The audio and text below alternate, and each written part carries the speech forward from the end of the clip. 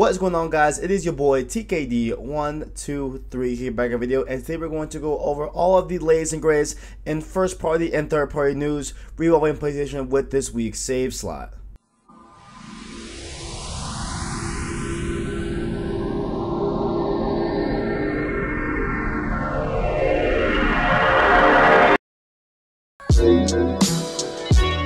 Now, starting off here, of course, was the BR scene by storm. We have, of course, Apex Legends, and there is a rumored character being thrown into Apex Legends here in a few weeks. And so this was found, I believe, in the code or some sort of leak, however this got, but there's a screenshot going around, and it hasn't been dubbed yet as false, but as you can see, the new character is called Octane, and he has a Swift Mend, which allows him to regen health, which is actually really cool. You know, I like that ability a lot, and that's his passive. And he also has his Adrenaline Junkie L2, I believe, or L1, whatever it's called, or LB on Xbox, whatever it's called, and then that will allow him to move 30% faster, but cost him some health, so that's a nice trade-off. And then he also has a launch pad for his ultimate. So in a similar vein to Pathfinder, how you can throw, you know, or like launch that big, what's that thing called? The big rope where you can swing, whatever, you know, that thing, you can do a launch pad in a similar vein as well. So pretty cool, you know, new things here. I hope this is true, because this looks pretty cool, honestly, and this is actually found in the PC files, so I believe, you know, this is definitely in the game. Who knows if they'll ever bring this out, but I kind of like this character. Apex is also celebrating a big milestone here with having 50 million unique players to the game, so pretty cool to see that there. And they tweeted out this really cool video that showed a bunch of stats about you know, how many, I believe, like revives, how many respawns, all that good stuff, whatever. And so this is playing on the screen, but I will link to the full video clip down in the description on Vince Sampella's Twitter. And I'll let that play through, but lastly here, they did have some updates on the PS4 side of Apex Legends that are going to balance some things about the game. And so one of the biggest things here is that they are nerfing the Peacekeeper and the Wingman, which I love the Peacekeeper, and that they will also be lowering the rate that they show up in the open world. And so they are weaker, and now they also don't show up as much as before. So pretty sad to see it there. There's a bunch of other changes too as well, involving different hitboxes for different characters, because you know that was a big thing, how people in the game realized that, you know, the bigger characters like Gibraltar had a way bigger hitbox than other characters like Wraith, who were super small. And so they you know, addressed that and everything, and they did a bunch of other things as well, but I will link to the full patch notes in the description down below. You should go check out there, but that was just some highlights that they did for the patch. And so there we go, Apex chugging along, doing its thing. And they did say that they are going to have some other changes to characters in the season 1 start of Apex Legends season, and so they're going to do that in the season 1 start, but we don't really have a date on when that exactly is going down. I think it's supposed to be this month. I think it's probably this month, probably the end of this month, but I think it was this month that they said they were going to start season 1, so we will keep up and see what they're going to do with Apex Legends. Next up here, a game that I am highly anticipating, Days Gone. It went into the preview phase where a lot of people are allowed to talk about it. The NDA has kind of closed on that preview phase, and a lot of people are enjoying Days Gone. From what I've heard so far, I haven't seen a lot, but what I've heard has been positive stuff as of late. And so they did come out, and there were some things about the game that were released, including that the game overall is 30 hours long, and there was about 6 hours of that are cutscenes. And so that is pretty interesting to have that as well, because of one of the big things that is really my draw and my personal attention to this game is the story behind Deacon St. John. What is his whole thing? Why does he feel so much guilt and everything? And so I'm really excited to see that there are going to be 6 hours of cutscene, and there's going to be a lot of story into this, as well as 24 hours of gameplay as well. So, you know, you will have that, but they did say that there's 6 hours of gameplay. And so for me, when they said that, I think God of War was 25 hours, I beat it in around 20. So just going off that, you know, just based off of how they, you know, rate the hours of games and game time, whatever, it should be a little bit shorter than they predict, but we will see in the full game. But I'm happy for Days Gone. Let me know what you guys think down in the comments below. Do you guys think 6 hours is too long? Do you think there's going to be way too many cutscenes? Let me know what you think down in the comments below. Now let's talk about all of this Anthem news yet again. The Anthem news don't stop as of late. The Anthem news does not stop, really. So this all started with a player coming out and saying that Anthem bricked his PS4. Okay, so there have been a multitude of different people complaining about the crashes on Anthem and everything. I think I've had one crash out of my playthrough. I'm about 15-16 16 hours in, you know what I'm saying? You know, I've had a crash here and there and some bugs, but anything I would feel is game breaking per se. But apparently it's a lot worse for some people, and even one guy, like I said, has his console bricked apparently, and so he tweeted at EA, and they went and hit the ground running with finding a solution. But in the meantime, Sony is also awarding those that have gotten affected by these crashes with refunds. So if you were, you know, one of those that are affected, they said publicly that, hey, we will be honoring refunds if you do so. I mean, if you want to, you know what I'm saying. And so they are definitely following course with that, which I think is a great thing as well. You know, I think if you buy a product and it's buggy and it's not to your liking, I think you should be able to refund it. And so I don't know if there's any you know, news about how Sony is gauging those refunds. If, hey, you have less than 10 hours or less than 5 hours in the game, then we'll give you the refund. If you have more than that, probably not, you know. So I don't know how they can do that, but they are honoring refunds if you want to for Anthem. And they also went back to tie it back again to how the BioWare, all that stuff. BioWare said publicly that they are working closely with Sony to fix the PS4 shutdowns and blue screens and bugs and bricking of the console and everything. So they are definitely working on that, and they you know, were saying that throughout the week that they will be working on everything. And then this all comes to a close at the end of this week, where they identified the crashes and they are going to be fixing it in a patch coming out next week of this recording. And so sometime next week we will get an Anthem patch that will presumably fix all these bugs and all these crashes that have been happening in Anthem. And they also said, which is really interesting, that there were no cases of Anthem bricking the PS4. That's what they said, and so that goes directly against what the main guy that started this whole, you know, ball roll thing happening said, because he said that his console got bricked because of Anthem. And so they're saying that no, it wasn't because of Anthem. They're definitely not saying that Anthem just bricking PS4s. Not sure how that is, you know, all gonna go down, but you know, BioWare saying, yo, we didn't break your console, bro. It wasn't me, you know. So expect that patch next week, and then let me know what you guys think also, because I'm very curious, because me personally, I have not ran into a lot of Anthem crashes or bugs. Like I said, I've only had one crash throughout my whole entire Anthem playthrough as of yet, and I'm on a PS4 Pro at that. So I don't know if it's a base PS4.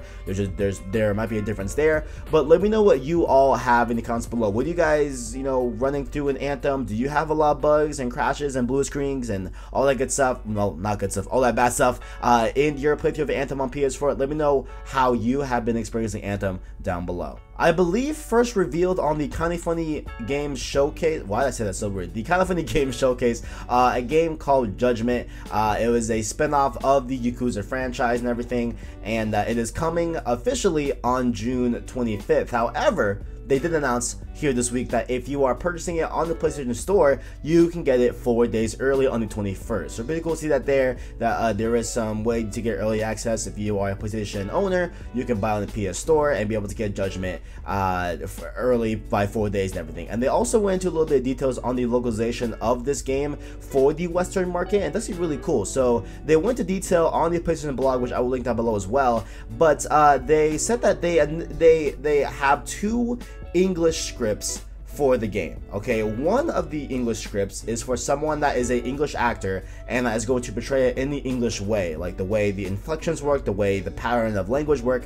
They have it, you know, just as is normal, right? But there's also another one where it is a English translation, but in a Japanese way of phonetically saying it, as if you were Japanese and saying an English word and how that would sound. So that's pretty cool to see there, how like they really have a nice, you know, different way of having this localized. And I guess if you want to play the English version but with Japanese inflections, you can do that and everything. And so that's pretty cool to have that there. I think it's a lot of detail and definitely a lot of work as well to have that there. And so they say that, you know, admittedly sometimes in the scripts they do sound the same, like both versions sound the exact same because there's no change, but there's other times where it sounds completely different. And so that is just really cool to see that they are really, you know, taking the time and really putting a lot of effort into the localization of Judgment. So pretty cool to see that there. It looks like a little cute game. It looks pretty cool in my opinion. I don't know if I'll pick it up. I don't think I will, but I know Christian is definitely going to pick it up as well. What is a save slot without a load? Death Stranding news, boys. What is it? It's non-existent. Here we go. So Death Stranding, Hideo Kojima came out and said that they're actually slightly behind schedule on the game. And so he said, quote, many studios lag behind the planned release date, and that the development of the game has been slightly on the initial plan but not much delayed. And so he says that you know, pretty much this happens essentially, and his is a little bit behind schedule. And it doesn't sound like it's behind that bad, just because of like the way he said it. I don't feel like it's, you know, anything crazy like some, you know, year push or whatever, or something like that. Like it feels like it's probably like a few weeks or maybe like a few months behind schedule. I don't know what happened, but it is confirmed that, you know, he said a few weeks ago that the game is playable from start to finish, and they're not quite yet at that stage where they can do finishing touches and finalize the game, but there's somewhere in between that. So the game is done, but not fully done. You know what I'm saying, boys? It's in like that space between, you know, what is a save slot without Death Stranding news. So there we go. That's Stranding. We will get it someday. Now, probably one of the biggest news points of the week, if not the biggest one in my opinion, EA announced their EA Play. Of course, they're having an EA Play 2019 as they've done before on past years and everything. However, they will not be hosting a press conference for E3 2019. They said, quote, "It all starts this year on Friday night, June 7, 2019, with an all-new EA Play kickoff events. We're skipping the press conference this year and are replacing it with multiple live streams that will air during the first 2 days of the event, bringing you more of what you've told us what you want, more gameplay and insights for the team making the games." And so, like, I think at the end of the day, this will be a good. I think this is a good decision. Okay, like I think this is a good move. It sounds like they're moving more towards the Nintendo Direct type of way of you know, showing content of their game and showing off games and announcing games, which I actually kind of enjoy a lot. Like I actually like it and everything. And so it looks like you know, there's still going to be some sort of announcements, and there is going to be a live factor to it, because I think that's what I am most looking for. Like I'm looking to feel the reaction with the internet as it's happening of something going down, you know what I'm saying? And so just because there is no stage and no hosts and no show, they can still do that with Directs, just like Nintendo does every, you know, quarter or so, or how many times they do a Direct. They're like it's always an event around a Nintendo Direct. So I feel like the same feeling will kind of flow into this as well. But this is just telling guys, like, E3, it's a wrap. Like, it's a wrap, boys. Like, people are pulling out left and right, and now all we have is what? Ubisoft, Microsoft, and is that it? I feel like there's someone else I'm missing. I'm definitely missing someone else, but I know Ubisoft hasn't said anything yet. Microsoft has confirmed that they're doing an E3 2018 you know, conference, but we have one more as well. Devolver Digital. Yes, Devolver Digital is still out here, and they will be doing their E3 2019 press conference by them saying, quote, FWIW, we're still going to do an E3 press conference. And so get hyped for that, Devolver Digital, but no EA. Let me know what y'all think in the comments below. And the game that I need to play, I really need to play this game. I have it on Switch, I haven't played it yet, The Messenger. Last year, it was one of the most critically acclaimed games of the year. A lot of people enjoyed it, and I need to play it as well. But there were some things happening in the ratings boards, and it looks like The Messenger for PS4 has been rated officially online, and so it looks like this is a, you know, telltale that we will be getting The Messenger on PS4. So if you're hyped for that, definitely look out for it. I need to play this game. I think that'll be my next Switch game, you know what I'm saying? I'm not playing anything on Switch right now. I was playing a little bit of Smash Bros early in the year, but I think it's time I get into Messenger. So we might do that here, and I'll let you all know what I feel about Messenger, but definitely we'll check out this title, and hopefully you will too on PS4 if it's good. Now, the day of recording this video, if you're watching this in the first few hours of its recording, it is International Women's Day, and of course, before we move forward, I you know, congratulate and you know, love all of the women here, and I definitely do praise you, especially if you're in the industry. Thank you for all of your, you know, effort that you put into this industry and crafting what we love as video gamers, and I definitely appreciate it personally. So shout out to all the women out there, and Sony did just that as well. They made this really cool looking theme. This theme is sick, okay? So we have a bunch of iconic characters that are females in PlayStation exclusives, including Faye. We have Aloy from Horizon Zero Dawn. We have the girl from Tearaway, which I just beat Tearaway, great game. We have Ellie, of course. We have Kara from Detroit Become Human. Kat from oh my god, Gravity Rush, thank you, yep, Gravity Rush, and Nadine from Uncharted Lost Legacy and Uncharted 4 and everything. Of course, you have Chloe from Uncharted 2 and I believe 3.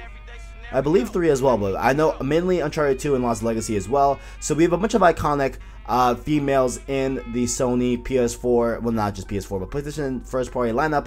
So pretty cool to see that theme there. It's a really nice homage, and you can get it for free as well right now. So pretty cool to see that they are giving it out for free. And they'll also release it on their Twitter, a nice, 2-minute video showing off a bunch of people at PlayStation and other development studios around the world under Sony, and a bunch of women at those studios and what they have to say about the industry and about women and stuff like that. So pretty cool to see that video was there as well. And I will link that full video down at the Twitter in the description down below. I encourage you all to watch it. It's a great video. I really do enjoy it. And lastly here, I'm showing you all some footage that we've already seen before, but there is a leaked trailer going on around the internet, and a lot of people are quick to post it, and it looks like there's no repercussions, but just to be safe, I am not going to show it here, boys. I'm not trying to have no smoke with YouTube. I'm good. So I'm just going to talk about what is said in that leaked trailer and showing you all some stock footage that we already have of Battlefield 5's Firestorm, which is the main culprit of this leak. And so there has been a Firestorm leak.